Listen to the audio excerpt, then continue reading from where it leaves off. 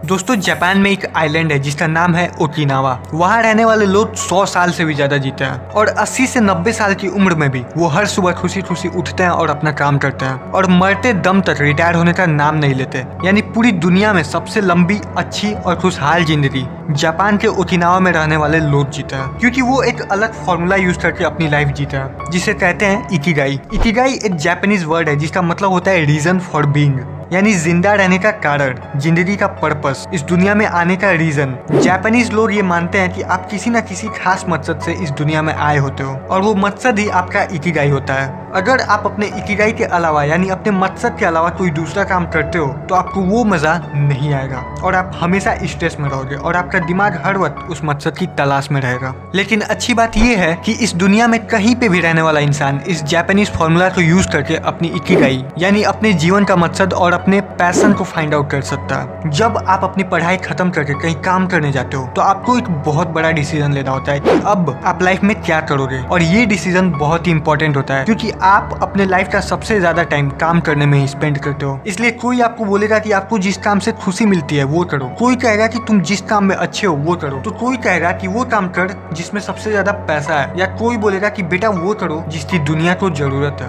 अब प्रॉब्लम ये है कि हर कोई हमें इन चार में से कोई एक ऑप्शन चूज करने को बोलता है, जो एक गलत एडवाइस है। इकिगाई इन चारों पार्ट्स का कॉम्बिनेशन है और इनमें से एक भी मिस हो जाए तो आपकी लाइफ में उससे रिलेटेड प्रॉब्लम्स आएंगे ही आएंगे। तो इकिगाई को हम एक डायग्राम की मदद से समझेंगे। इस डायग्राम में 4 सर्कल्स के इंटरसेक्शन पॉइंट्स होते हैं और उनमें होते हैं 4 सवाल जिनके जवाब आपको देने होते हैं। पहला सवाल, व्हाट यू लव। ये सवाल शायद सबसे आसान है। सोचिए ऐसा कौन सा काम है जो आपको सबसे अच्छा लगता है, जो आपको एनर्जी देता है, जिसको करने में आपको मजा आता है। ये कुछ भी हो सकता है जैसे painting, cooking, photography, book reading या कोडिंग etc। कोई भी ऐसा काम जो आपको बहुत ज्यादा अट्रैक्ट करता है। ये आपका जॉब हो सकता है, कोई घर का काम हो सकता है या कोई पर्सनल इंटरेस्ट भी हो सकता है। दूसरा सवाल, what you are good at, यानी आप किस काम में अच्छे हो, कौन से काम के एक्सपर्ट हो, कौन कौन सी स्किल्स है आपके पास। तीसरा सवाल, what you can be paid for, इसमें वो काम आते हैं जिन्हें करके आप पैसे कमा सकते हो, जिसके बदले लोग आपको पैसे देंगे या आपको ऐसा लगता है कि लोग आपको पैसे दे सकते हैं। चौथा और आखिरी सवाल, व्हाट द वर्ल्ड नीड्स, यानी दुनिया को आज की डेट में किस चीज की जरूरत है। अब देखो, फर्स्ट और सेकंड सर्कल के इंटरसेक्शन से आपको आपका पैशन मिलेगा, यानी कि जो काम करना आपको अच्छा लगता है और आप उसमें अच्छे भी हो तो वो काम हो रहा आपका पैशन। एग्जाम्पल, नई चीजें सीखना और कोडिंग करना आपको बहुत अच्छा लगता है और आप उसमें अच्छे भी हो तो यूजफुल नॉलेज पाकर प्रोग्रामिंग करना आपका पैशन हुआ। फिर दूसरे और तीसरे सर्कल के इंटरसेक्शन से आपको आपका प्रोफेशन मिलेगा, यानी जिस काम में आप अच्छे भी हो और उसे करने से आपको पैसे भी मिलेंगे तो वो काम बन जाएगा आपका प्रोफेशन। एग्जाम्पल, बहुत अच्छे से कोडिंग करके आपने एक ऐप बनाई जिसके बदले आपको कुछ पैसे भी मिलने लगे तो ये हो गया आपका प्रोफेशन। तीसरे और चौथे सर्कल के इंटरसेक्शन से आपको आपका वोकेशन मिलेगा, यानी जिस काम को करके आपको पैसे भी मिले और उसी काम की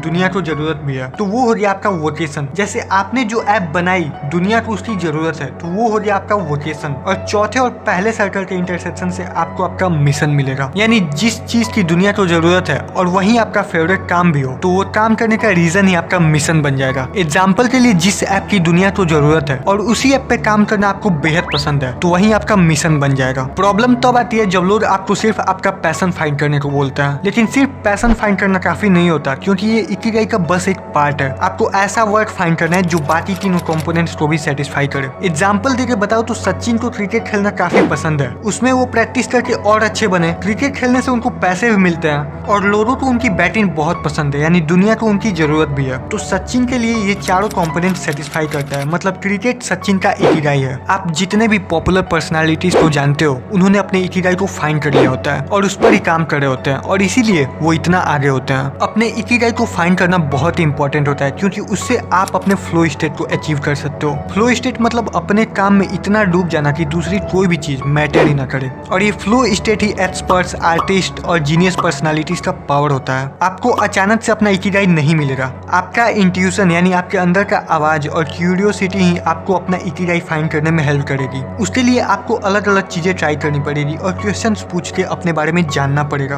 और जब भी आपको अपना इकिगाई मिल जाएगा आपको ऑटोमेटिकली पता चल जाएगा कि हाँ, इसी काम के लिए आप इस दुनिया में आए हो। और ये सारी बातें जो मैंने आपको बताई ये जापानीज बुक इकिगाई में मेंशन है। अगर आपको बुक रीडिंग अच्छी लगती है तो इस बुक को जरूर पढ़ना और ऐसी ही इंफॉर्मेटिव वीडियोस देखने के लिए हमारे चैनल को सब्सक्राइब कर लेना।